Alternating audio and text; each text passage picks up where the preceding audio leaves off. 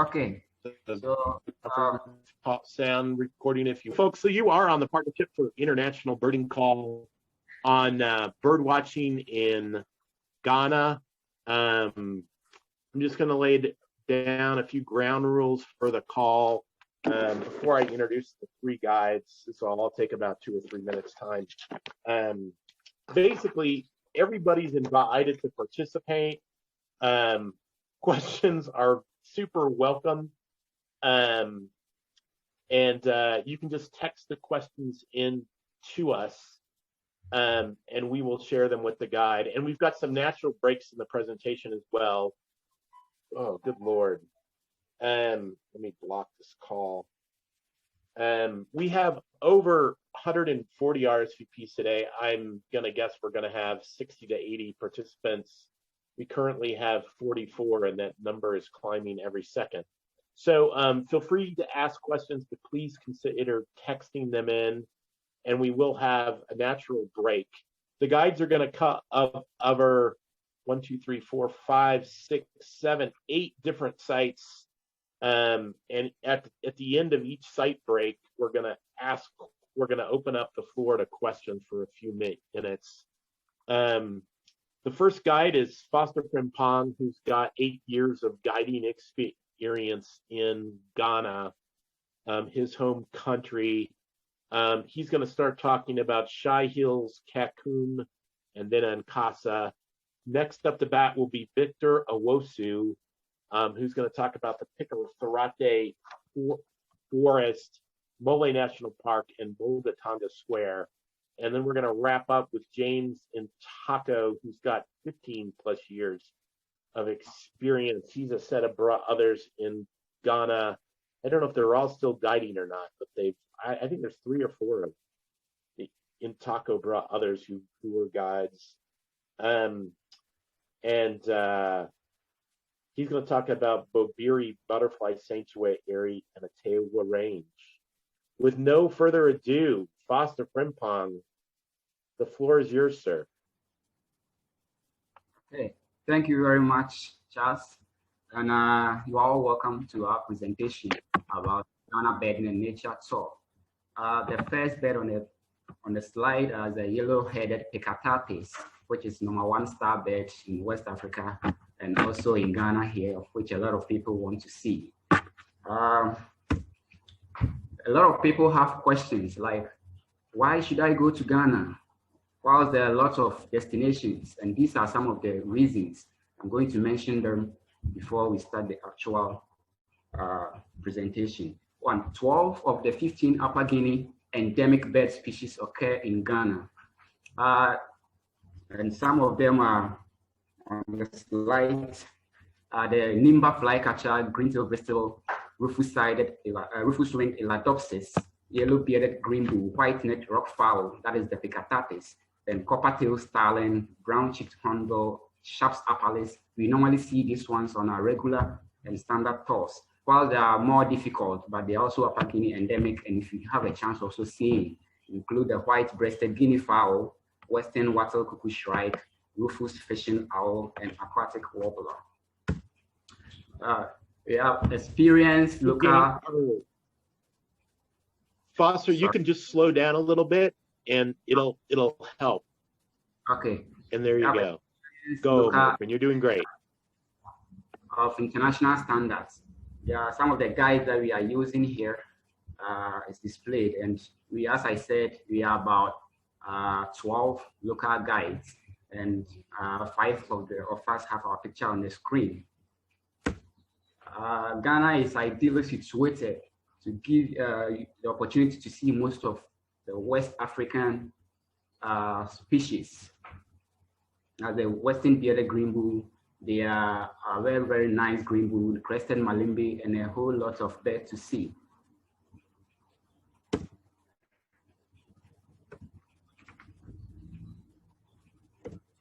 We have 100% record of seeing the white-necked rockfowl or the yellow-headed Picarathe, an Egyptian plover which has recently been placed in its own family. The most developed infrastructure in West Africa. That's most of our roads linking to these national parks and and the reserves are very good roads. They are about 90% of the roads are tiled. Ghana covers all the core West African habitats, ranging from the tropical rainforest, wetlands and lagoons, broadleaf savanna, and also forest edges and farmlands. Ghana is an English-speaking country, and also the majority of the accommodation in the area of bedding has air conditioning. Depending on your budget, we have the budget accommodation up to the luxury type. We have nice local and continental cuisines. Most of our foods are very delicious, especially the local ones. It's only 6 hours flight from Europe. Ghana is one of the safest countries to visit in Africa. No Boko Haram issues, no ISIS, and many more. We are friendly and hassle-free environment. Ghana have about 758 species of birds, and this includes both resident, migrant, and pelagic migrant. And also we have about 400 bird species seen on our regular 16-day tours.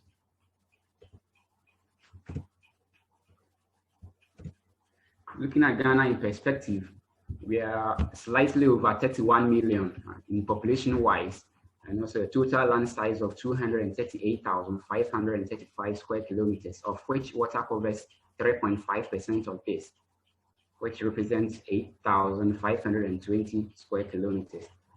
We have two main seasons, the rainy and the dry season.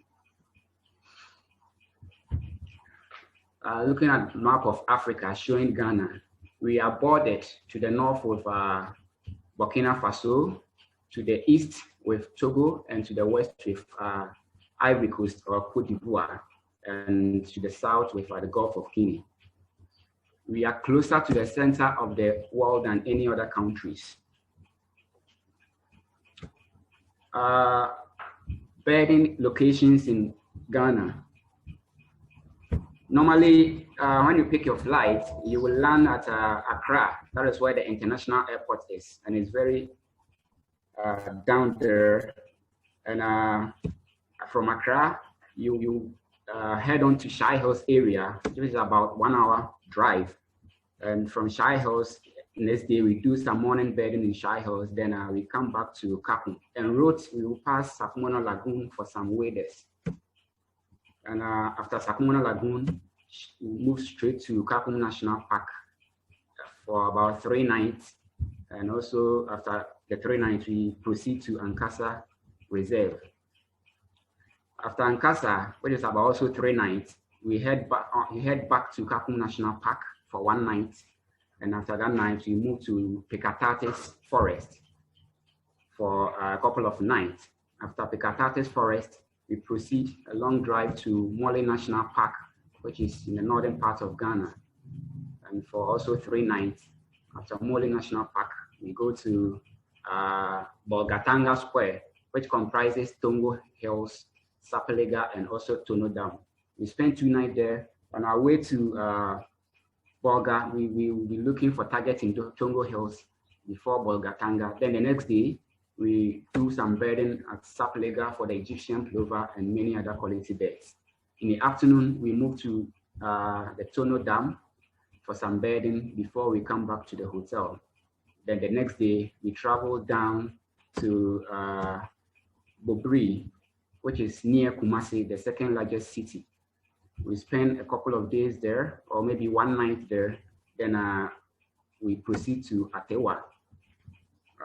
From Atewa, usually we spend 2 nights at Atewa before we finally come back to Accra for departure.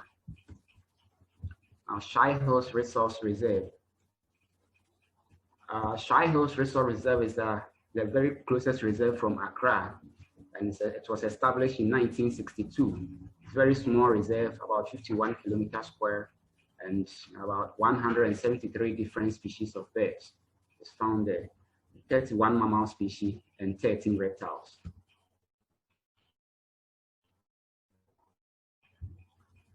And that's me. bedding at shy holes. Okay, so one of the major targets we used to look out for when we are in shy holes area is the chestnut owlet. It's a small owlet with rounded head, yellow eyes, and a slightly long tail. Though it's a nocturnal, but usually calls also in the daytime, and it's a major target we look out for. If you miss it in shy holes, then you have a slim chance of seeing it any other place.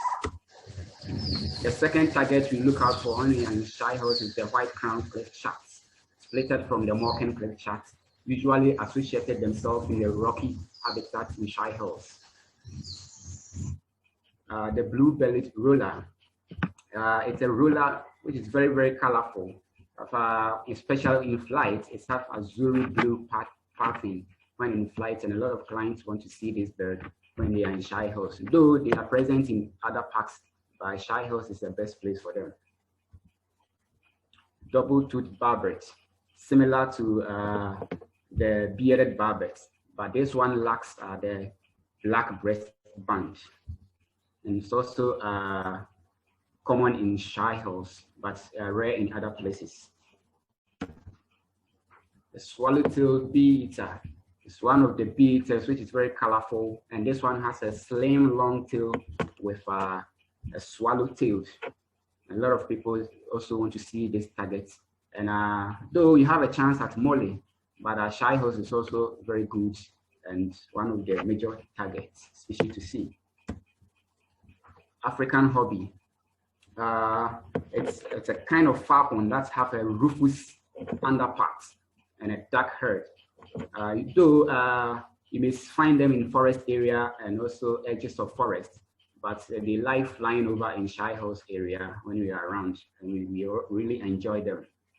The Redneck Buzzer is one of the favorite buzzard that I enjoy because of its rufous tail and also a chestnut neck side.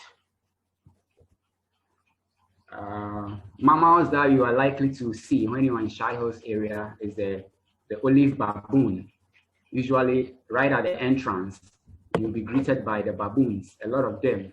And if you are not lucky and you are holding snacks or something, they might be tempted to snatch it. And also the lesser spot-nosed monkey, though they are also in forest, but they are also present in a shy holes area. One of the antelopes that is present in shy holes is the corp. It's a very big one, and they normally move in groups in shy holes. Okay, and that is shy holes for you. Great. Let's just take a little break for questions. Again, feel free to text them in, but also feel free to just unmute and ask. I'm actually having technical difficulties in Denver today, so I had to go downstairs with my tablet. Leo, if you can make sure the questions start to come to you, that would be great. But in the meantime, anybody feel free to unmute and ask a question before we move to Cancun National Park. Any questions out there at all? This is Lauren from North Carolina.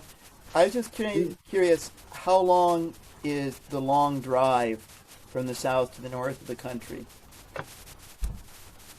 Okay, it's usually we move from Bonkro to Mole National Park, and it's a full day drive. Though we do some more stopovers for lunch and also some leg stretch. It's about 11 hours drive. Right, and so to answer that question, so you have it right. The longest drive on the park is the one to Mole National Park, and it would be 8 hours with no stops, but you stop for lunch and a little bit of time to stretch your legs and look at a couple birds. So it ends up being a really full day of 11 hours, but 3 hours of that time is breaks. Is that right? Yes. Some of the time is for bedding and also leg stretch. And then I'm actually getting the text, Leo, so that's great. Somebody asked when the rainy season is, and if you missed our pre-tour discussion on that, let me see if I have it right. The rainy season lasts until October, starts in like late May. So the birding season is really November to May. And then the rainy season is really June to October. Do I have that right, sir? Yes. The rainy season starts from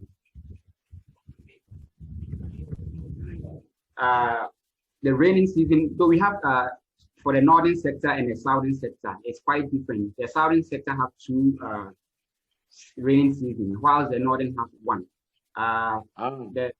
Yes, the major season starts from April to July, then the minor September and October.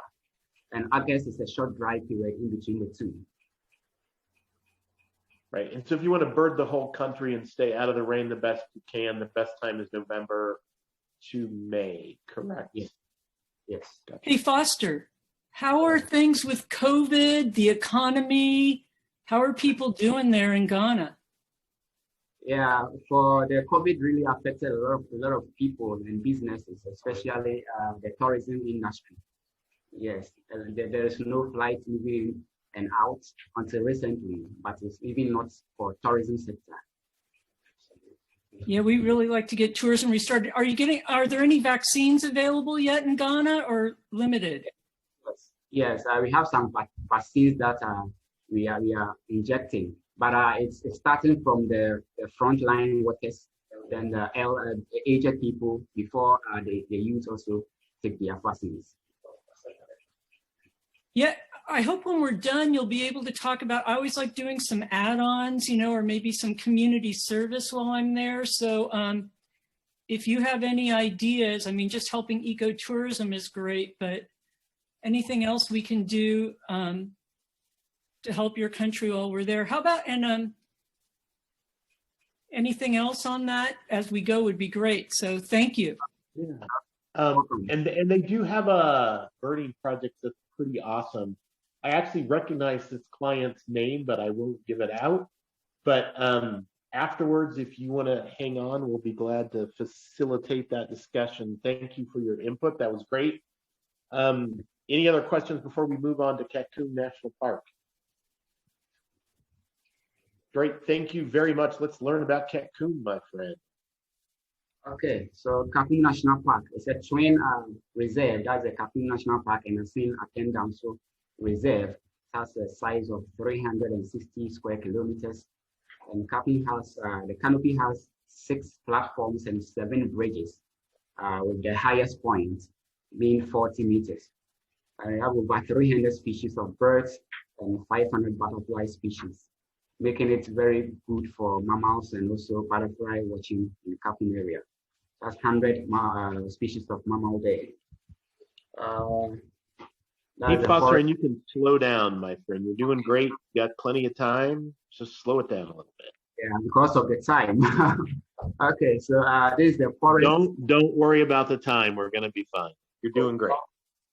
Good. Okay, so there is a forest view showing the Canopy Walkway. Looking at the Teza, this is the walkway alongside the tree trunks. Okay, so this is bedding on the Canopy Walkway platforms. The platforms are large enough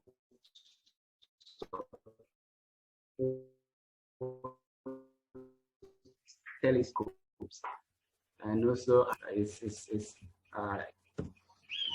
okay. So when you're on the platform, the main target we usually look out for is the canopy birds, and one of them is the blue cuckoo shrike, which is strikingly colorful when the light is very good, very rowdy, and always on top of the trees. It's one of the cuckoo shrikes that responds to tapes very well. And also the chestnut-capped flycatcher. Also, they are very frequent on the trees, looking out for insects and other things. They move in groups, very slender flycatcher with rufous tail and chestnut cap, very conspicuous in flight, especially the rufous tail. The brown-cheeked hornbill. I made mention of Upper Guinea endemic, and this is one of the endemics that we have when we are on the canopy. You normally see these birds usually when the trees are fruiting, and it normally comes about 3 or 4 of them. Early in the morning is the best time to see them. the violet-backed hyliota. It's also a very rare bird to see on the Canopy Walkway. This is the female type. It has very violet back, but under poor light, it looks very dark, and it's a major target when we are on the platform. So at night, we usually look out for this kind of owl, which is the Fraser's eagle owl. Very dark brown owl with barrings at the chest, dark eyes, and also dark facial pattern with long ear tufts. Quite big owl, and it's one of the targets that a lot of people want to see. So the Sharp's upperlip is also an Upper Guinea endemic, very small, like a warbler, and like a prenia, and also reddish eye. The female has orange throats, but the males have black. After descending from the canopy, we look out for some birds under the story, and also along the streams and ponds and pools around the National Park. And one of them is the white spotted flagtail, very white spotty, and also rufous herd. Usually we see them under dense thickets near pools, and also sometimes they can be tricky. They can be very, very tricky, but we have a location that we see them. It's a major target when you descend from the canopy. The Tithylia, the smallest bird in Africa, about 7.5 centimeters, very orangey legs, and they move in groups. Usually we even find them around the farm bushes and also near the car park and the reception area.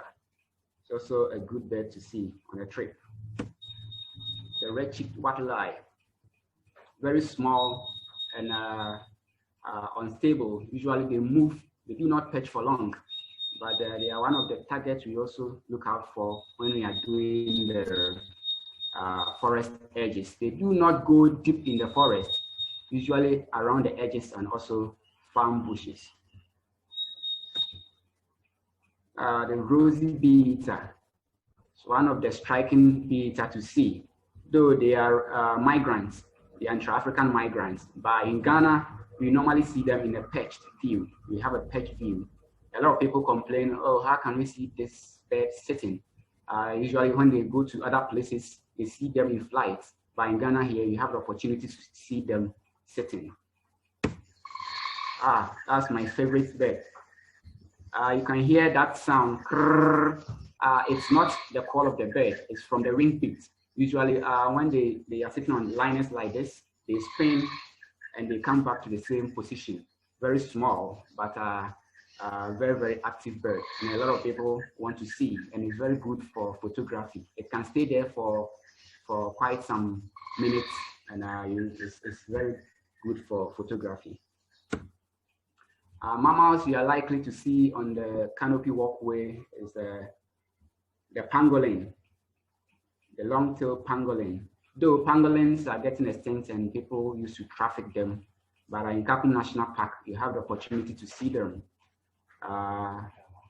If you are lucky, yes.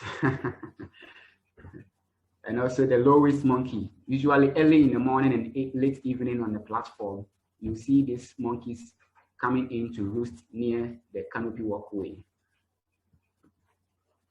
And the smallest primate, the Timidov bush baby, or the Timidov galago, we also see this guy at dusk when we are descending to the car park at the Cancun National Park.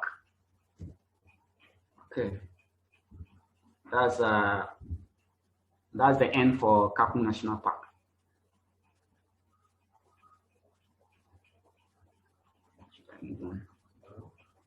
Should I move on? May I ask a question? Yeah, let's take a little break for questions. That sounds great. Yeah, shoot. So, Foster, you mentioned the fruiting trees. During the best season to go birding, are trees fruiting continuously? Not the same tree, but some kind of fruiting tree throughout most of the dry season? Yes. In the semi-deciduous and the tropical rainforest, at that time, the trees are fruiting, and birds like the hornbills and the chiracos, the yellow-billed chiracos, and a lot of birds usually come around. Good question. We'll just like one or two more questions here because I know Frimpong is Foster's feeling guilty about his share of time. But you're doing great, my friend. Any other questions? Hello, can you hear me? Yeah, I can hear you. Yeah, hi. I was wondering, within that November to May timeframe, is there a better time within there to see the rosy bee eater, since you said they're not there all the time?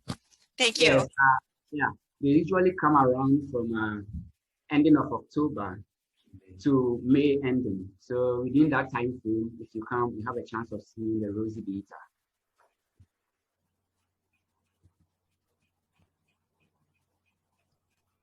Great question. Any Yeah. other questions? Yeah, shoot. About the Canopy platforms, how easy is it to access? Do you have to climb a lot of stairs or a ladder to get up there? Or? Yeah, for the first platform, it's not longer, it's not high. And it's connected from the ground to the first platform with a staircase. Not very high, about 10 meters. So as you move on, as you prolong, the first one is not high. The second one keeps going high up to the third platform, which is about 40 meters. Thank you. Welcome.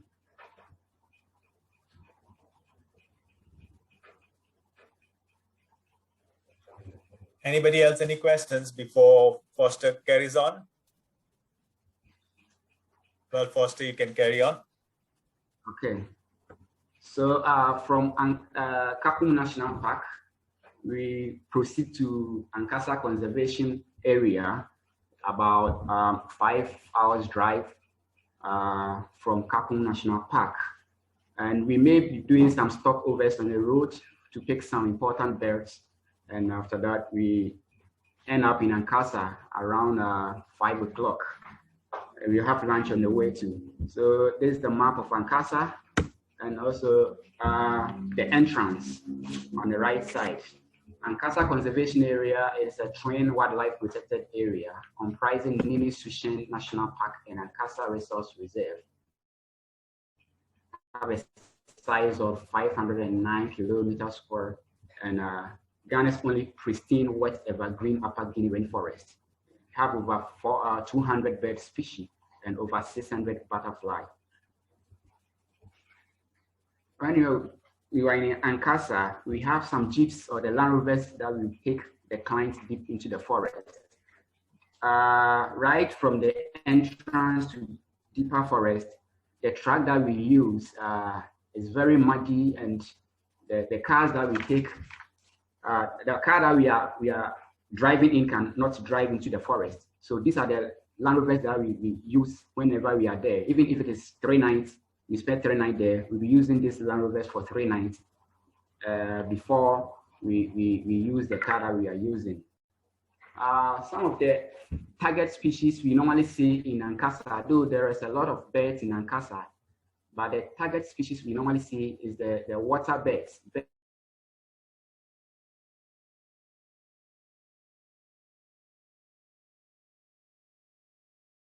Birds that are usually associated themselves with water, because there are lots of them on the African finfoot, which is very hard to find, usually hanging around the edges of the pools. Also, this serpent eagle, the Congo serpent eagle, one of the targets most birders want to see when they are in Ghana. And Ankasa is the best place for them. They usually perch, they do not soar high, they perch on the branches and be looking out for prey. Whenever they see the prey, they just jump or hop over them and they take them. Another target, which is an owl, the Akun eagle owl, one of the big forest owls with orange eyes, not dark eye, orange eyes and very dark body. A lot of people want to see this also when they are there. Though Ankasa is not the only place, we also have chances to see them in Kapung area or Kapung Square, but Ankasa is the best place to see this kind of owl. The yellow-bearded green bull. It's an Upper Guinea endemic, very small green bull with puffy yellow throat. They usually follow the feeding flocks, and they behave like a woodpecker, clinging to the back of the trees and also on lines.